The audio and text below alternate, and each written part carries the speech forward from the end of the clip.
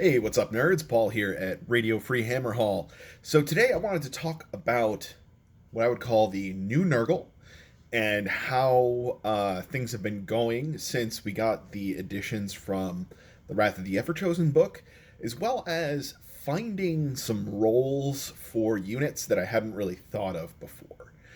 Um, so first of all, the big change that I've really noticed is that we got a huge boost specifically from the Blessed Sons host.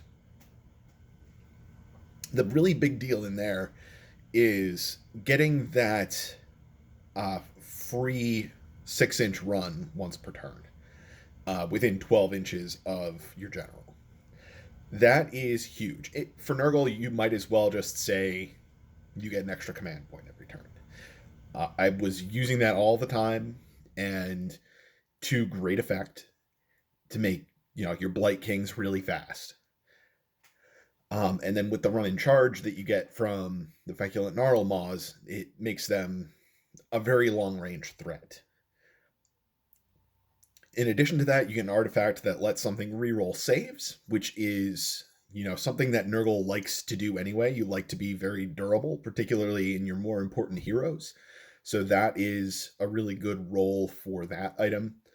And you also get an allegiance ability that on a 2-up, when one of your Rotbringers dies, you do a mortal wound back to the attacking unit in the combat phase, which is a great little extra bonus when you're fighting against tougher enemies, specifically like monsters. I've noticed that it's particularly useful against. You're doing just enough chip damage back that it actually makes a difference. So I think that is much better than some folks have thought initially. Actually playing it on the table, it does a surprising amount of damage to your opponent.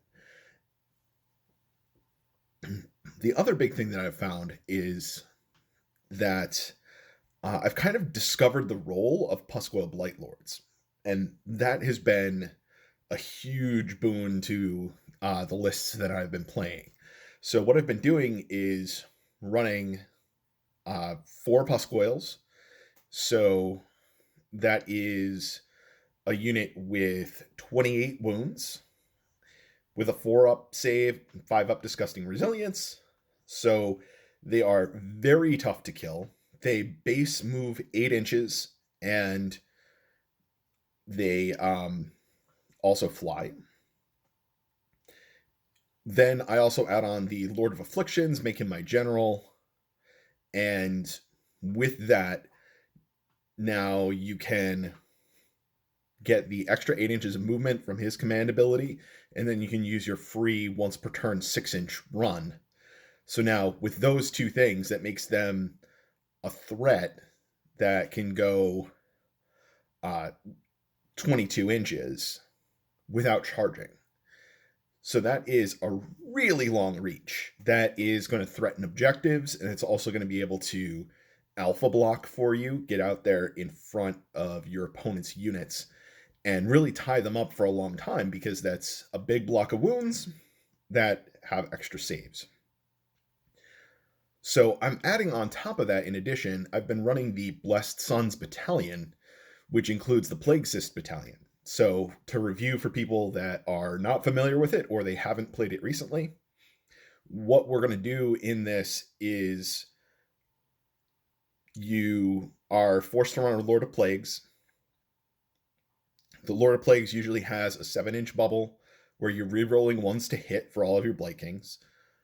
What the battalion does is it makes you re-roll all missed hits. Now, important to note, it's the old wording that it's missed hits. So if you are -1 to hit, then you're still only re-rolling 1s and 2s and not the 3s. The 3s are just straight fails. So in addition to that, we also are running the Blessed Sons Battalion. And the most important thing that we get out of there is that we're re-rolling 1s to save as well. And that then also forces you to include in the battalion a sorcerer and a harbinger of decay. Both of those things I think I would be running anyway. And then that slots in nicely. It lets you run 25 Blight Kings and 4 Pusgoyles with the Lord of Afflictions, and it rounds out to exactly 2,000 points. Thanks to the Blessed Sons Battalion, all of your Maggotkin can be included in. I'm sorry, not the Maggotkin. All of your Rotbringers can be used in that battalion. So it becomes a 1-drop army. And it's a 1-drop now that also has the Alpha Strike or Alpha Block potential with your Pusgoyle Blight Lords. So that can be very useful in getting out there in front of your opponent and really gumming them up to allow you to move up the rest of the board and really take control of the board with a lot of power. So you can move all of your Blight Kings up, take objectives, while your Pusgoyles are tying up their big blocks right on the starting line. And as I said before, they also have the ability to running grab objectives very quickly and easily. So it puts your opponent in a position where they have to continually guard their objectives with decently sized units. Because in addition to just being 4 bodies, they can hit fairly hard. So you're going to be able to really attack some of your opponent's objectives with it. Even when you're in a position where you're outnumbered, once you get into combat, you're unlikely to lose models, and then you are going to potentially take out quite a few of your opponent's models in the process, potentially just grabbing that objective, even if there's, a 10 model block on an objective. So your opponent really needs to keep their objectives manned at all times because of that mobile threat. And if they don't keep it manned, then you just kind of auto take objectives that are on their side of the board, which can be really powerful. I've already done that a few times with people that weren't paying attention, I guess, that didn't quite realize that I can just suddenly make them move 22 inches, and worked fantastic. I actually beat a Petrifex army that way. We were playing the new Scorched Earth, the 2019 Scorched Earth that has 8 objectives, and he left one of his back objectives manned only by a catapult, and I just jumped over his lines right over to where the catapult was. I managed to secure the objective while still staying 3 inches away from the catapult, which was maybe a mistake on his part as well. It has a decently sized base. But I was able to get up there and grab that objective and then burn it, which really was the big thing that won me that game. So I've really found a strong role for the Pusgoyles, and I've been really enjoying this new list that I've been running with the Blessed Sons host as well as the Blessed Sons battalion. It's really, it's a lot of fun. It's much more powerful than it looks on paper.